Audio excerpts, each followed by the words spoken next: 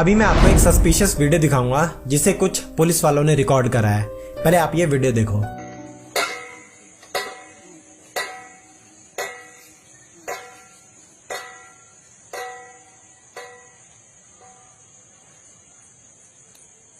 कितने सेकंड का वीडियो है?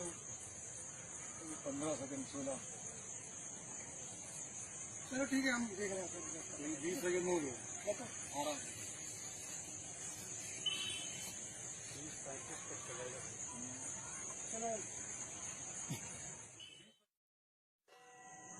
ये वीडियो यूपी के झांसी में कोई पार्क है वहां का है। एंड आई नो कि ये वीडियो काफी पुराना है और कई सारे न्यूज चैनल ने भी कवर करा है। जब न्यूज चैनल की टीम वहां पर पहुंची और वहां की लोकल पुलिस से उन्होंने बात करी तो उन्होंने बताया कि जो ये जिम के इक्विपमेंट्स हैं इन्हें अगर एक बार आप हिलाकर छोड़ दो तो ये काफी देर तक हिलते रहते हैं।